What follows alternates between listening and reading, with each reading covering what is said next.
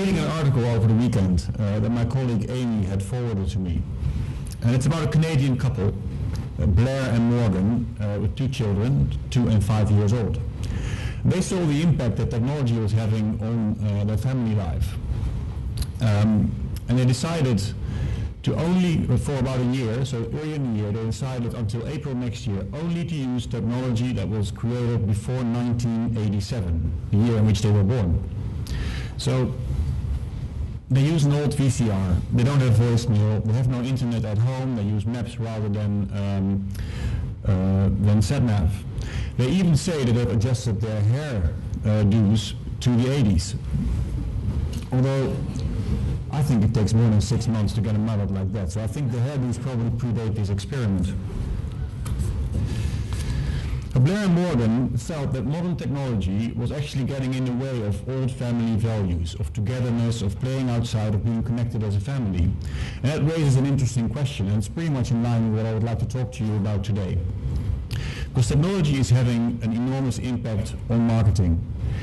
And the question is, how do we harness that technology to create better relationships? And is there a risk that sometimes we lose our way? Sometimes we're concerned that we missed the boat and we're looking at what the others are doing rather than doing what really our role is as marketeers, which is to keep the customer at the center of business. Because we do live in dynamic times. According to the BBC, a new blog is opened every second. Every day, 660 million people use Facebook. YouTube has 1 billion unique users every month. Nokia used to be the clear leader in the mobile phone space. They've recently sold their whole handset business to Microsoft. Daily deals took the world by storm and now seems largely irrelevant. And Twitter could be worth $15 billion. Mobile wallets are becoming a major battleground, with telecom companies, media companies and banks really fighting for dominance and fighting for access to the customer. But given the high interests that are in stake, there's a real risk that they will compromise the customer experience and therefore mass adoption. And privacy is becoming a hot topic. Or is it?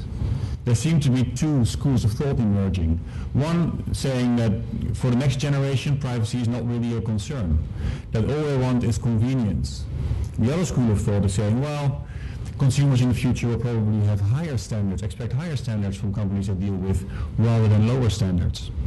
And on this slide here, you see the things that Microsoft is doing. They're positioning themselves very much in the latter camp. On the left, you see a campaign they're waging against Google under the theme Screw Gold, and they're making people aware of the targeting and the use of data that Google has, and in fact, implying that Google has lower privacy standards than they should have. And on the right, you see a campaign that Microsoft has trying to educate the next generation about being more sensitive to what they share and what they don't share. Now, to declare where I am on this subject and where Aimia stands, we are big believers in the power of customer data. And as Voltaire and more recently Spider-Man said, with great power comes great responsibility. So we are firm believers of the importance of transparency, being clear to customers what data you hold and why.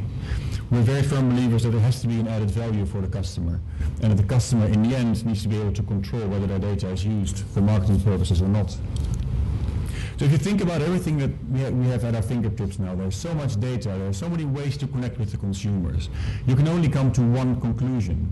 This has to be the golden age of marketing. But why doesn't it feel like that for our customers? Why? Only recently, when we asked, we sampled a number of UK consumers, only 14% of them said they look forward to receiving emails from businesses. More than 40% believe they receive too many, and 60% saying that actually the quantity is increasing. I'm not sure if you remember Andrew Mason. Andrew Mason was the CEO of Groupon, who was fired 6 months ago and had sent out a very interesting open letter. And in that letter, he says that his biggest regret was that he didn't follow his intuition and did what's right for customers. And in fact, they were maintaining the momentum and growth that was more important for them than creating relevance and sustainability. And Google is not the only example of a company where the business model or the technology seems to take over. And I believe there's a lot of truth and a lot of value in this letter and in the words of Andrew Mason. Because in times of unprecedented change, we have to start with the customer. And if you accept the fact that you need to start with the customer, what you need to do is look at, okay, what do customers want? And this is not rocket science. I think what customers want, first of all, hasn't really changed over time, and secondly, is really very simple. Customers want a bit of choice between different products or different providers so they can select the quality they like. They want to pay a good price. They want it to be made as easy as possible for them, and they want it to be a pleasurable experience, because as Mary said, we are all human. Customer needs haven't changed over time. What's changed is the way these needs are being met. So let's look back in time a little bit to see what has happened throughout the years. Up to the 1950s, customers were mainly served through corner shops. And the shopkeeper would know the customer by name, know their family circumstances, knew what they liked to buy. He or she would recommend products to the customer, and be quick to give the customer a small reward if the customer was a regular visitor. For example, a bone for the dog that the shopkeeper knew the customer had. The manager of a local bank branch was a pillar of society, not only knowing their customers, but being their financial conscience, giving them proper financial advice. Customers were getting a very personal experience and a high level of convenience. Products were often delivered to their door, and shops were never far away. They weren't getting much choice. Shops had limited assortment, many state monopolies were still in play, and for a very long time people could choose any color car they wanted as long as it was black. They were also not getting great value. Distribution was not very efficient in that period. And then in the 50s, scale came, and businesses started to consolidate. In the world of upmarket non-food retail, that had been happening for quite a long time. So Fortnum & Mason here in London is 305 years old. And those of you who live in the UK and watch ITV, you will have followed the trials and tribulations of Henry Gordon Selfridge, launching Selfridges at the start of the 20th century. But it took the mass adoption of cars and refrigeration to enable the scale in food retail and the development of out-of-town shopping centers. Sainsbury's introduced their first self-service supermarket in 1950 in Croydon, and they closed their last counter-service supermarket or store as late as 1982 in Rye. Brands came up, promoted by The Madman, another, in my view, slightly better TV series. And choice and value increased considerably. Barclays opened the first cash machine in 1967, and banking became much more self-service. And even now, banks much prefer you to call a central call center than they want you to call a local bank branch. Industries like transportation, telecommunication, and energy, they all liberalized, were deregulated. And customers were increasingly getting choice and the value they were looking for. Now, all of that self-service came at the cost of convenience, and dealing with these big companies became a very unpersonal experience. And then it was again technology that had an impact. In 1988, Sir Tim Berners-Lee presented his plans for the World Wide Web. And in 1995, eBay launched, giving customers unparalleled choice to find any product they would like. Whether that's a Gulf Jetstream plane, a 50,000-year-old mammoth has been sold through eBay, and even Lady Thatcher's handbag. ASOS launched in 2000, proving that yes, buying fashion is a social experience, but you don't need stores for it. Social media can do that. And actually clothes, you don't need to fit on clothes before they are purchased. Nearly 20% of UK retail is now online, which means products are delivered at home, giving people today the experience their grandparents used to have. Smartphones are everywhere now. We can compare prices, compare products, and buy products wherever we are. Every 30 seconds, a handbag is bought through eBay via a mobile device. Now, not all of them used to belong to Lady Thatcher, but it's a staggering statistic. So where value has largely become a hygiene factor and continue to grow, in the digital revolution, convenience and choice have really, really increased. So where does that leave the customer?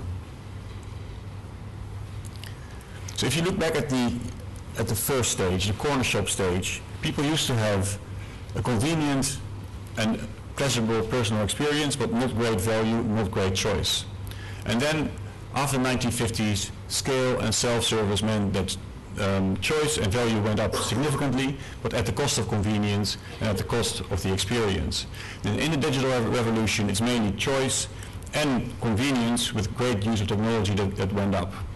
So I'll talk a little bit about the experience later, but if I start with the positives, customers today are getting better choice, better value, and a really increasing customer experience than they ever had before. When we put ourselves back in our role as marketers, it does beg the question, how differentiating is choice? A big supermarket today has 40,000 products, and then on top of that, online, the customers can get anything they like. Customers arguably have more choice than they need, and it's very difficult to differentiate on. Value has become ubiquitous. Now don't get me wrong, value is incredibly important, and that will never change. But it's very difficult to differentiate yourself on it. If you look at the UK alone, 4 out of the 5 biggest grocery retailers have a price match guarantee, which means typically for branded goods, if you find a good cheaper somewhere else, they will refund the difference. Now there's only one inevitable outcome of that, is that in the end, everyone will have the same price. Convenience, particularly in the last few years, is really where technology is being used very cleverly. And I'll just mention a few examples. Think about music buying. You hear a song, you Shazam it, you buy it with one click.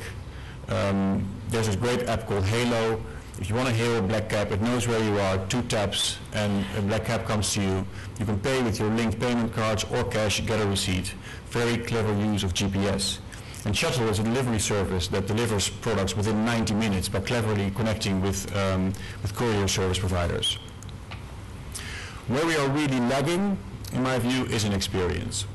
Now you may find this harsh, and you may say, well, it's not as bad as you put on this slide. But I think that's because we've become used to it. We're used to receiving emails that have no relevance for us. And we kind of know you're dealing with big companies, and of course they don't know who I am.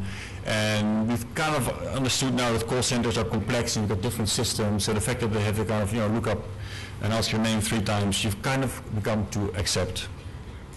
But if you take a step back, companies are treating most customers like strangers. And I think it's time that we raise our standards. And raise our standards back to the level of the corner shop. Because if we don't, customers definitely will. And this is our role as loyalty marketeers, is to make it personal again. Now, I don't advocate doing what Blair and Morgan did. I don't believe we should roll back the time on technological progress. What I'm talking about is using technology to enable big companies to act like small companies and do what corner shops always typically do very naturally. Let me give you a few examples of what I mean. This is the Safeway Just For You program. It targets its most valuable shoppers with personalized prices, deepening their customer loyalty. Now, according to Safeway, the prices are dependent on how loyal the customer is. So the better the loyalty, the better the value they receive. Customers at home that choose their personalized offers and their manufacturer's coupons, load them in their loyalty card, go into store and get those prices. And according to CEO Steve Bird, over time the shelf price becomes less and less relevant. There's an infinite opportunity to give the individual what they want and what they need. It's a great example of personal pricing. Here's an example of some work that Aimia has done with Sainsbury's. At any point in time, between 25 and 35% of products, measured by volume, are on sale. So these are often hundreds or even thousands of products on offer. And normally we let the customer figure out which products are relevant for them. So they have to trawl through all these offers, most of them irrelevant, to find the ones that are relevant for them. In this example, we take the transactional data, match it against all the in-store offers that are available, and present the 10 most relevant offers to the consumer. Now this is a highly personalized experience. You receive the email and you see 10 offers, all of which for products that you buy.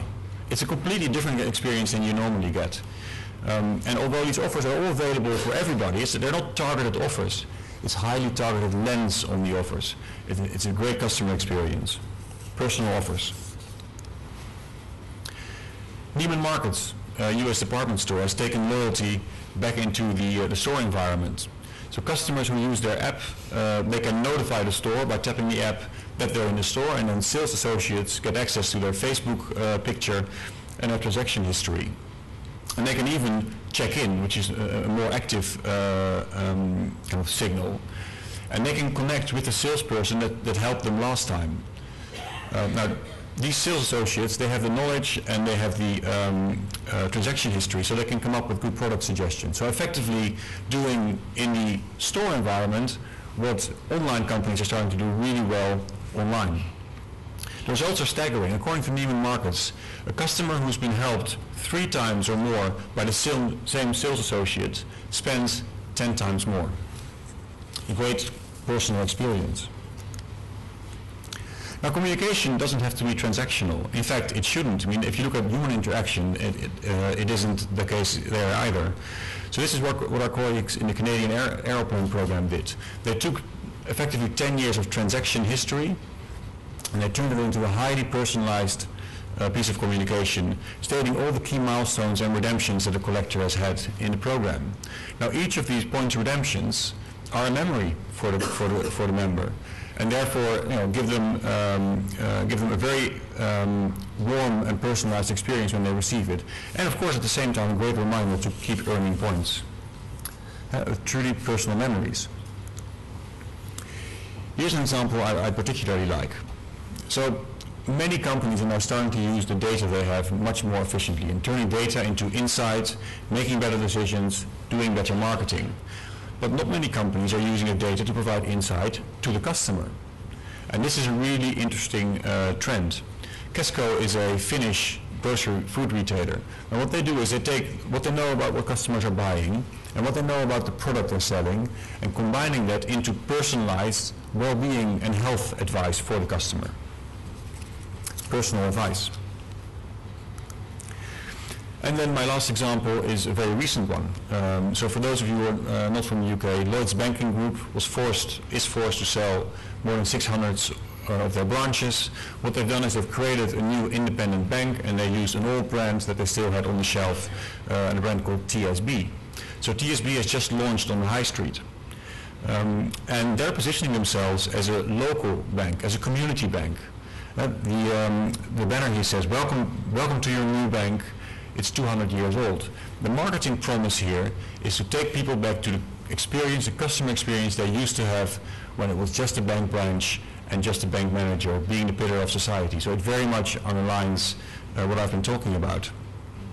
Now, interestingly, over the weekend, I was reading an article and it just shows how difficult these things are. So somebody asked TSB a rather technical question, which is, who makes the credit decisions? Is it done by the bank manager of the branch, or centrally? It is still done centrally by a big £30 million costing computer. And then Paul Pester, the CEO of TSB, he gave an answer which I don't think his PR people will really be thankful for. He said, well, it's because the public doesn't trust their bank manager. So anyway, it's not easy. That's all I'm saying. It is not easy. But I think what they're trying to do is really, really interesting. So, to summarize, yes, we live in dynamic times. And it's sometimes very difficult to judge what all these technological developments mean.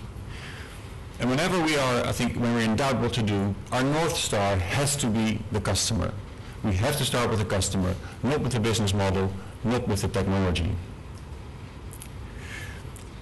And my rallying cry, therefore, my rallying cry to you is, keep calm, make it personal. Thank you very much. Anish McIntosh from Loyalty Magazine. Jan-Pieter, hi. If you were launching TSB, how would you have done it differently? How would you have connected to the customer in a way that you were suggesting maybe we haven't? Well, I think this particular example is, I think the problem is that it's very difficult to be true to being a local community bank. So my concern is that they may have overclaimed. I think it's a very good positioning, but if you do it, you do have to have bank managers in the local branch who are empowered to make decisions. You need to be able to have your customers call the local branch. You need to have the infrastructure, which is more labor intensive, to be able to service people locally rather than sending them to a central location. So I think the positioning is really, really well done.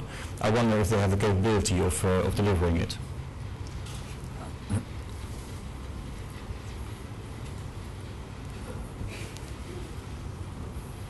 Hi, Amanda Campbell from Open Jaw Technologies. I was really interested in the Aeroplan activity, the personal memories from points. Yep. I was just wanting to know if you could tell us a little bit more about that. Was that a change of your user experience based on a person's past buying behavior? No, it was a campaign that it was a one-off campaign, sending out 10 years worth of history to the individual member, with the main purpose to remind them of the value they're receiving from. I don't know where you are actually. Sorry, I'm over here. Okay, sorry. Yeah. So it was it's really a very kind of personalized way of reminding people what kind of value they were getting out of the program, and reminding people of, and kind of effectively leveraging the personal memories that people have in connection with, with the program. So it's not necessarily a wholesale change of the program, but it was, I think, a very kind of clever use of data, and the responses of people who received the email were phenomenal. And actually, we had lots of calls from people who heard from friends that they'd received it, and then they themselves hadn't received it, so why not, etc. So I think it's a very nice example of using data in a way that's not transactional, not promotional, and just kind of builds a bit of a story. Thank you. And it also builds the long term back into the relationship. And it was interesting that BA announced something similar last week. I don't know if you saw that they've started, for those who are in the BA scheme, giving lifetime tier points, tallies.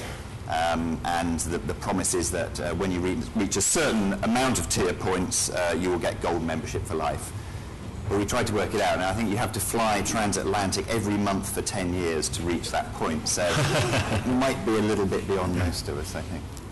Well, I think the point you made earlier, I think, is an important one. It's I think we as loyalty marketeers, our job is to make sure companies continue to see the long-term strategic perspective rather than being swayed too much by short-term activities.